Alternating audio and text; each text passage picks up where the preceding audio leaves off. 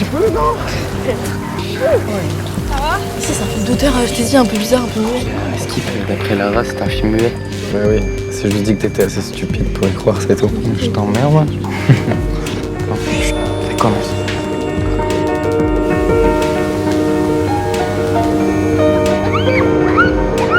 T'es belle, vraiment comme ça, t'es belle. Les gars, c'est le nouveau là-bas.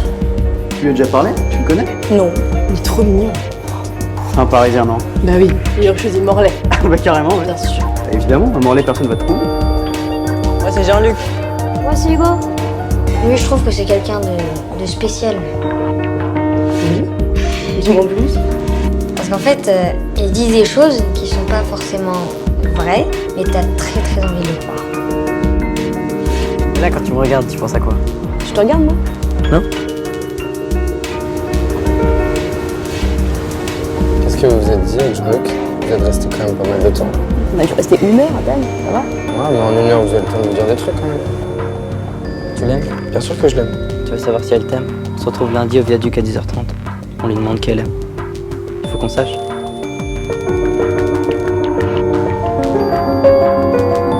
C'est quoi là? Je prépare un rôti.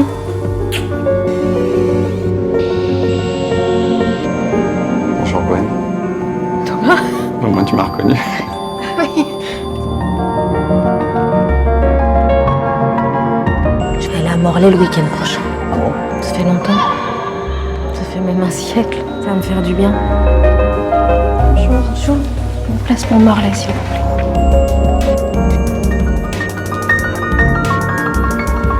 Tu te souviens du film? Morlaix? Ouais. Moi, j'en souviens. J'ai pas trop aimé ce film.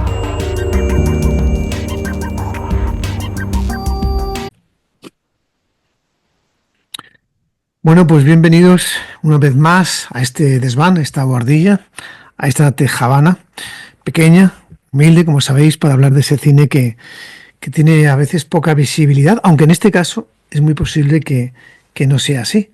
Jaime Rosales, bienvenido a este desván. Muchas gracias, Javier, gracias.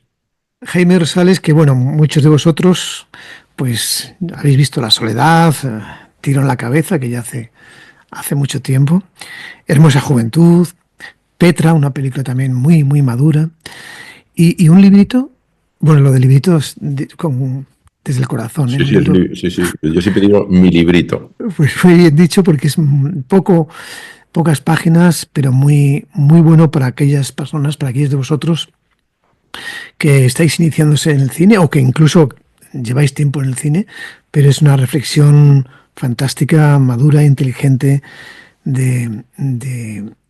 tanto de filmar como de escribir. Bueno, también se filma escribiendo, ¿verdad, Jaime? Sí, bueno, es una manera de plasmar ideas que para mí eran muy importantes. Creo que eran ideas que no tenían una contingencia respecto al momento en las que las escribí, sino que busqué que fueran, las filtraba a través del tiempo, intenté que fueran pensamientos, reflexiones, incluso pueden algunas máximas que tuvieran ese largo recorrido, ¿no? Y la verdad es que ahora lo acaban de traducir al francés, estoy contento, acaba de salir la edición francesa, y creo que en la española vamos por la 3ª edición, o sea que ni tan mal, vamos, que es un libro que, bueno, cada año se van vendiendo y sé que hay cineastas que me han dicho que lo han leído y, bueno, pues a mí me gusta que tenga ese recorrido, esa vigencia, sí. Hombre, entre las muchísimas perlas que guarda ese librito, pues está la de algo que yo no sé si tú lo llevas a rajatabla, por ejemplo, en Morlaix, en tu última película que se está estrenando estos días, eso de que el rodaje traiciona al guión y el montaje traiciona al rodaje. Pues sí, la verdad es que es bastante así. El rodaje de Morlaix fue muy en contra del guión, aunque también respetamos una parte importante de la estructura. Hay una parte del final, había una extensión, que fue también una extensión de guión que me la pidió el productor, aunque yo no estaba tan convencido. Luego la rodamos y pues, a mí me quedó muy claro que no que no era necesaria y por lo tanto volvimos a las primeras versiones del guión, pero era una manera de traicionar el guión final. Y luego también se traicionó el guión en el sentido de las improvisaciones. Hubo muchas improvisaciones muy variadas y en ese sentido, pues sí que respeté esa máxima. Y luego en el montaje, yo hasta la fecha, bueno, también metí unas fotografías que no estaban en el guión. Sí, también traicionamos un poco, sí, también el rodaje. Yo creo que esa máxima es verdad, porque eso lo que hace es que cada proceso se aprovecha al máximo, ¿no? La escritura, el rodaje y la postproducción. Por cierto, algo que te caracteriza a ti y no a muchos directores es lo sensible que eres con las indicaciones, diríamos así, desde producción, porque ya en Hermosa Juventud el final era casi una propuesta desde producción. No sé si es algo que te caracteriza de una forma de ser, de una forma de ser democrático en el acabado final, ¿no? Pero no sé si te entiendo. ¿Qué quieres decir? Como una propuesta de producción en el sentido del... Porque en esa película el formato era iPhone y es más barato.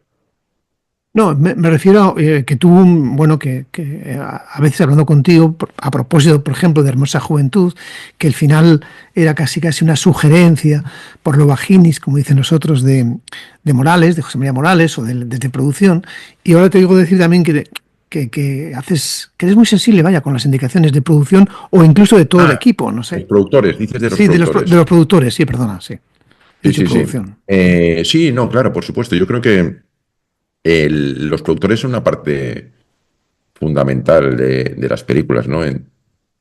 Entonces, pues como en todo, hay buenos, hay mediocres y hay malos, ¿no? Es deseable tener buenos y yo siempre he tenido mucha suerte, creo, con los productores porque he encontrado una cierta complicidad y al mismo tiempo mucho respeto, que es lo que creo que es lo ideal, ¿no? Nunca he tenido realmente un conflicto en el montaje ni en el proyecto, tal vez porque los había elegido adecuadamente y tal vez porque luego está bien claro a todo el mundo la película o sea, intento transmitir a todo el mundo la película que se está haciendo, ¿no? Entonces, pero desde la película que se está haciendo, igual que el director de fotografía puede introducir sugerencias que mejoran la película, también las puede introducir el productor, ¿no?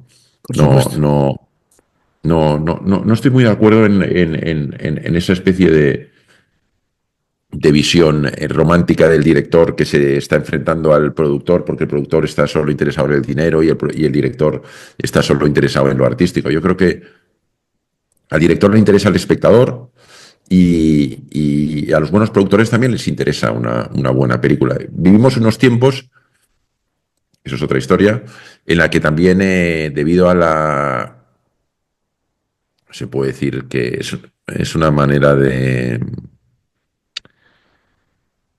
¿Cómo encontrar la palabra? Es una manera que las subvenciones se han vuelto...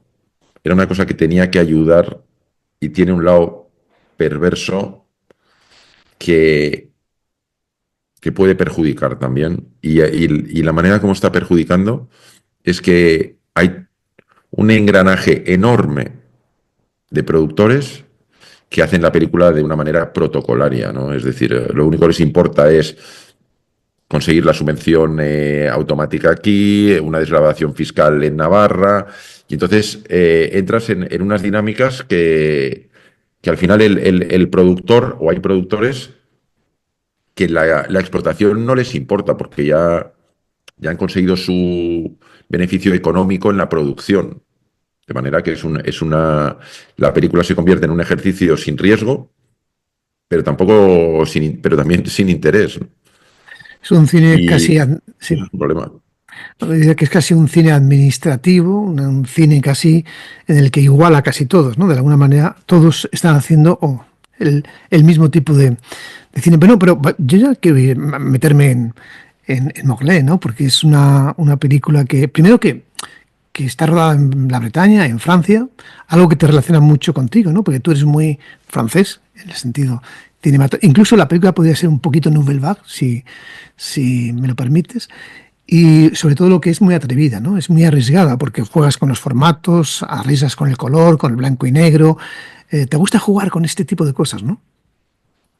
Bueno, esta película sí ha surgido así. Es verdad que, bueno, yo más que francés soy muy francófilo, pero y luego en la cinematografía francesa lo que sí que me he encontrado es con unas grandes posibilidades de libertad, ¿no? Que te lo da toda la industria francesa, ¿no? No solo es el productor, sino que también los actores están muy abiertos a propuestas, por no decir ocurrencias del director, igual que el equipo técnico. Yo creo que los franceses son más atrevidos en eso. Yo he habido situaciones en la película en la que se me ocurría una solución.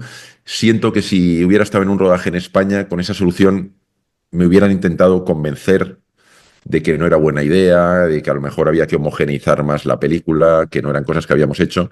Y yo creo que hemos encontrado grandes hallazgos en la película gracias a arriesgar. Yo recuerdo que uno de mis maestros, que también en la Escuela de Cuba era francés, precisamente, Jean Lemasson, ya desaparecido desgraciadamente, ya era mayor cuando era mi maestro, decía, las películas hay que hacerlas arriesgando hasta el punto de que llegado el montaje puede que no haya película posible. Esa es la manera como ellos lo hacen, ¿no? Nosotros me da la sensación de que queremos asegurar de que la película va a estar bien, que va a ser, bueno, pues eso, distribuible dentro de unos límites, ¿no? Ellos arriesgan más y yo creo que eso les da que las dos cinematografías importantes es la francesa y la norteamericana. Con lo de francés me refería muy de la cultura francesa. Bueno, te has formado mucho en Francia, ahí me refería. No hablaba de pasaporte ni de nacionalidad. No. Oye, ¿Jaime Rosales es más artista o más artesano?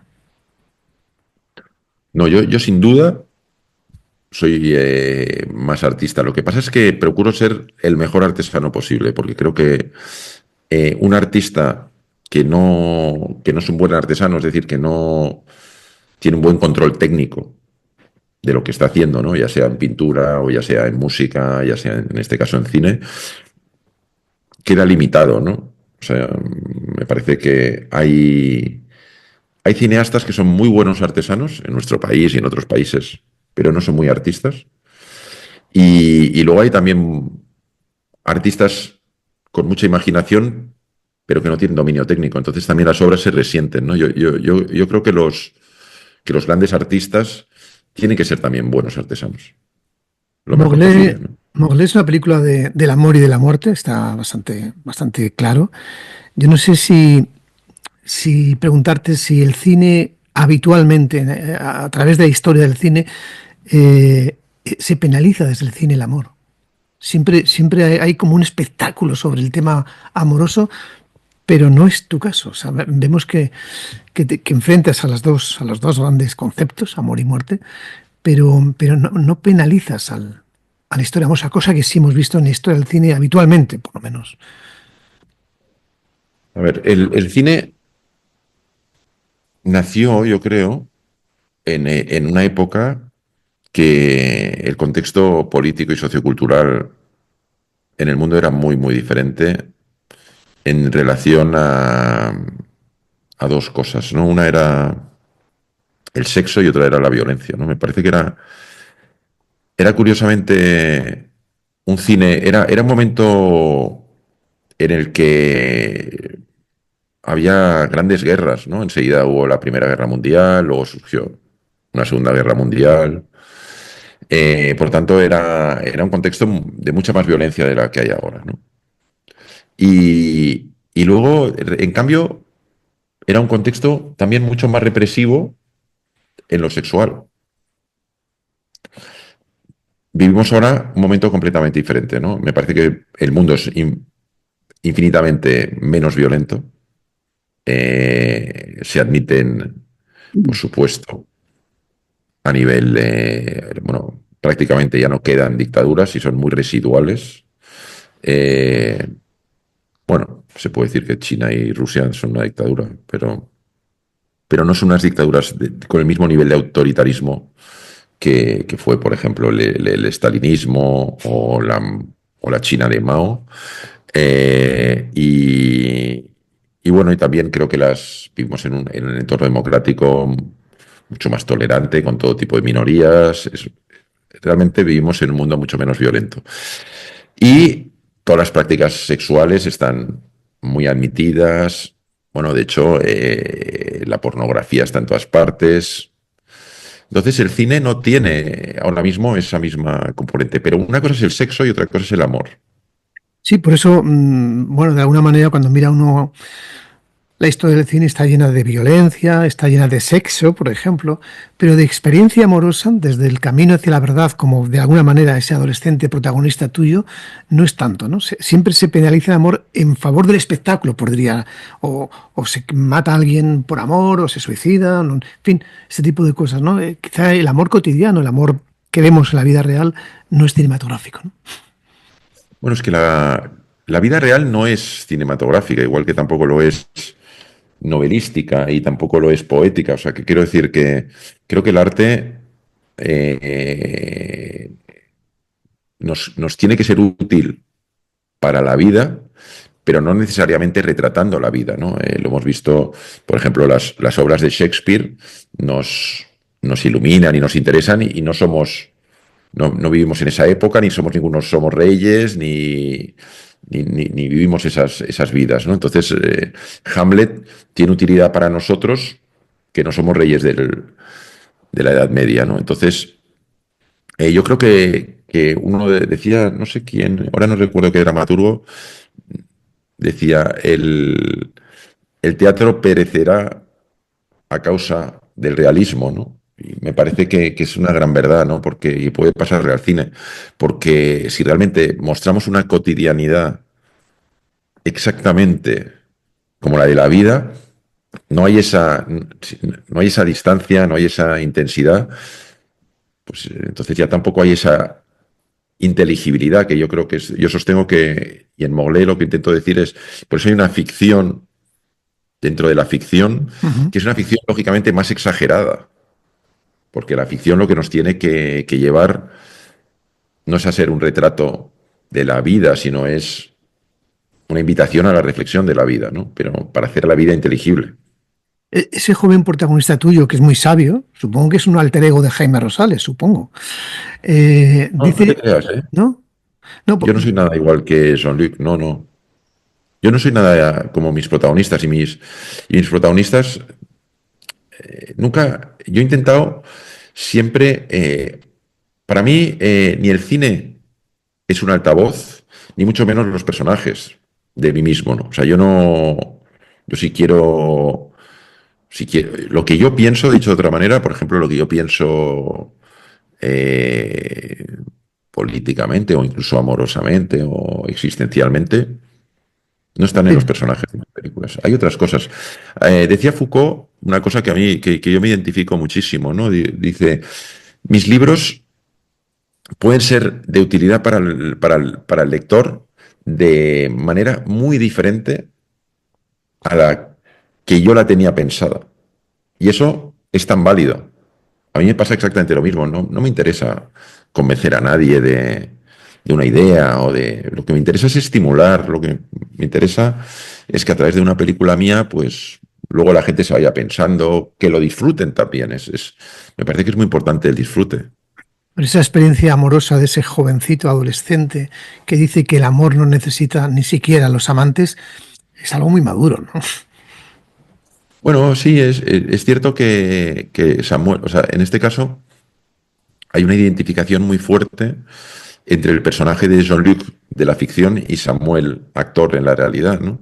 Hay una identificación muy poética, porque Samuel es muy poeta, yo creo que luego construye también su personaje, que no es exactamente igual que él, pero es una construcción muy propia, y yo le doy también, igual que a mí, la cinematografía francesa me ha dado mucha libertad para, bueno, pues para una gran libertad formal y una gran posibilidad de experimentación. Yo también le he dado a Samuel y a los demás actores esa misma libertad para que creen un personaje que, como te decía, no se parece a mí en gran cosa. Yo Yo no, ya me hubiera gustado a lo mejor ser así cuando era joven, pero yo no era nada como el personaje de Jean-Luc. Lo que da envidia, bueno, es el trabajo que has hecho con los actores, ¿no? Que es algo también muy propio de tus películas. ¿Alguna vez te ha llegado incluso a ciertos conflictos por la exigencia en los matices de cada interpretación, ¿no?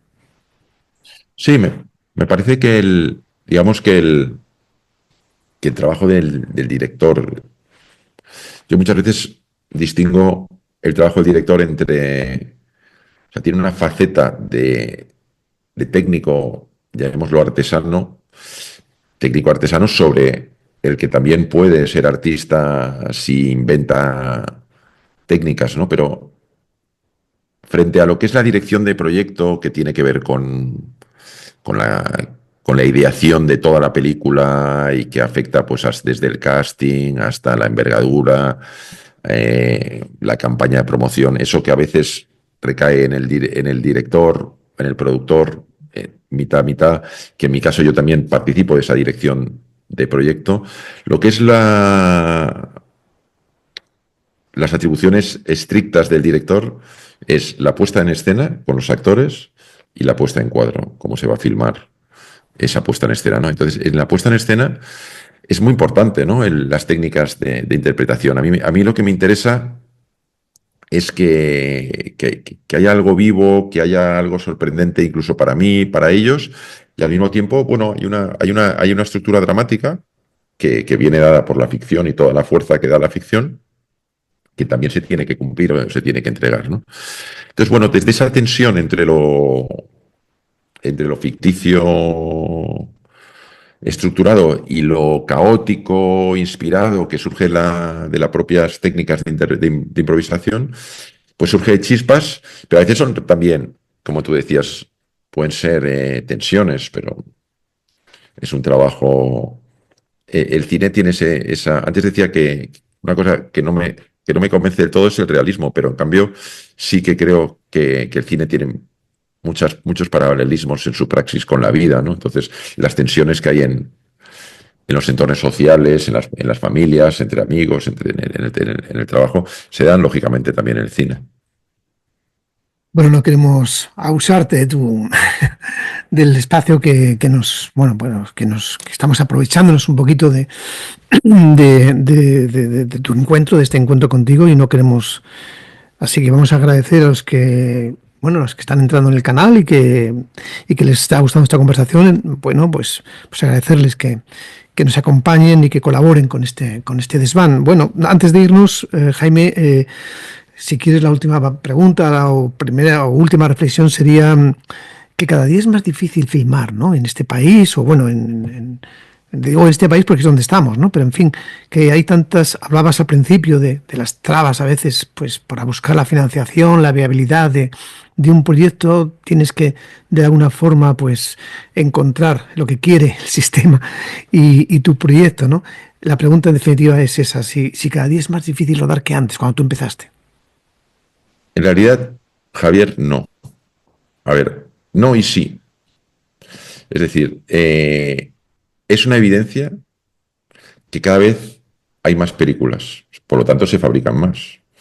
Por lo tanto hay más directores haciendo películas, por lo tanto hay más producciones. O sea, es decir, creo que el cine está en crisis, pero no es una crisis de cantidad. Se hacen más películas que nunca. Se estrenan ahora, me parece que esta semana pasada que estrené yo, se estrenaron 20 películas ese fin de semana. Entonces, no es un problema de cantidad. Entre otras cosas porque también se pueden hacer películas con presupuestos muy variados, ¿no? Entonces, no es cierto que cada vez sea más difícil filmar, pero en cambio lo que sí que es cierto es que hay una crisis de homogeneidad. Es decir, cada vez, porque yo digo que hay un doble engranaje que además parece opuesto, pero en realidad no lo está, que formatea las películas.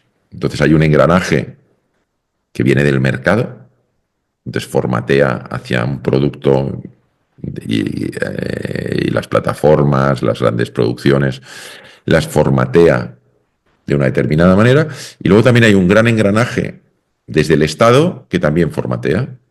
ideológicamente. Entonces, películas hay muchísimas, pero todas hablan de lo mismo. Todas tienen el mismo punto de vista. Todas o bien están muy apalancadas en el modelo de producción que viene del Estado y por lo tanto tiene una gran ortodoxia ideológica, o bien vienen desde las plataformas, los estudios americanos o las grandes o las televisiones privadas y están formateadas desde una homogeneidad prácticamente sin ningún tipo de interés intelectual, ¿no? Entonces estamos en esas dos. Entonces solo existen como dos versiones. Solo hay dos películas que se hacen, como dos películas que se hacen al año. Una es una película estúpida que no tiene ningún interés y la otra es muy aburrida porque está contando lo que quieren que cuente la agenda sociopolítica de los gobiernos, ¿no? Y entonces, bueno, pues es muy fácil hacer una película si estás en uno de estos dos esquemas. Muy difícil, que es lo que me ha pasado a mí con Mowgli, si no estás en ninguno de los dos. Quizá la pregunta tendría más sentido haber dicho que es cada día más difícil hacer un cine libre, por decirlo así, ¿no? De alguna forma, lo que has contado tú de una forma muy elegante es la censura. Exactamente. Esa es la palabra. Lo que pasa es que es una censura doble por dos engranajes o dos aparatos que en el fondo están bastante de acuerdo. Ya les va bien a ambos, ¿no? Es decir, nos enfrentamos a una especie de... Es como aquella guerra de trincheras que era la Primera Guerra Mundial, que se movían... Ya les iba bien, ¿no? Y eran los generales los generales alemanes y los generales franceses que estaban en unos castillos viviendo fenomenal y en cambio pues los soldados iban matando por unos metros de territorio, ¿no? Aquí el ciudadano, en el fondo, está adoctrinado ideológicamente y además adocenado mentalmente. Entonces, bueno, una especie de estado de alienación y de, ¿cómo llamarlo?, de anestesia, y ya va bien, ¿no? Entonces, cuando llega alguien que quiere hacer una película libre, como acabas de decir, o como yo creo que es Mowgli, bueno, pues entonces no acaba de encajar ni en el mercado, ni en la ortodoxia ideológica, porque bueno, no habla de lo que está en la agenda política del momento, ¿no? Habla de la muerte, habla del amor, habla de la libertad, de la verdad, del sentido de la vida. Entonces, esas cosas que, bueno, que son de lo que han hablado muchísimas películas a lo largo de la historia y de muchas novelas y que son temas realmente que yo creo que son los que son importantes, ¿no? Pero bueno, ese cine sí que está sufriendo. Entonces el cine libre de Rosales se cuela de Rondón por una de las no sé cómo decirlo, de las rendijas del sistema.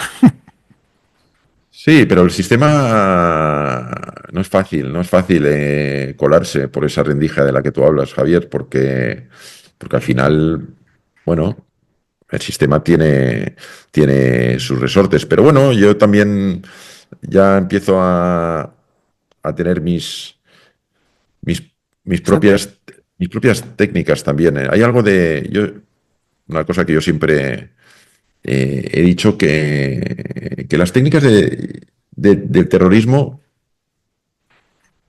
yo creo que son buenas, fíjate.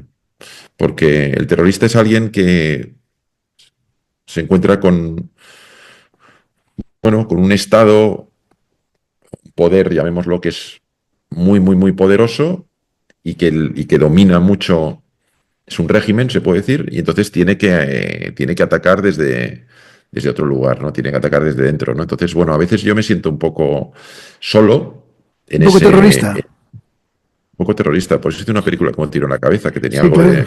Sí. Era sobre un terrorista, pero tenía algo de terrorista, pero lógicamente también estoy en contra de la violencia, ¿no? Entonces, es... bueno... De resistencia. Sí, es una resistencia. Sí, el terrorista es una resistencia clandestina al final, ¿no?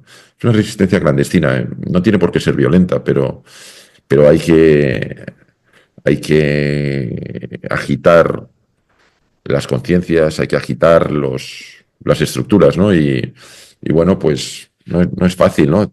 Tú lo sabes, Javier, si es que hemos hablado de esto y tú mismo lo sabes perfectamente porque también estás en esa resistencia. Bueno, Jaime, muchísimas gracias. Siempre es un placer encontrarse contigo, bien sea a través de la pantalla o bien sea a través de la palabra. Ambos lenguajes están al servicio de la resistencia, si se puede, o de la disidencia, no sé. Un abrazo muy fuerte.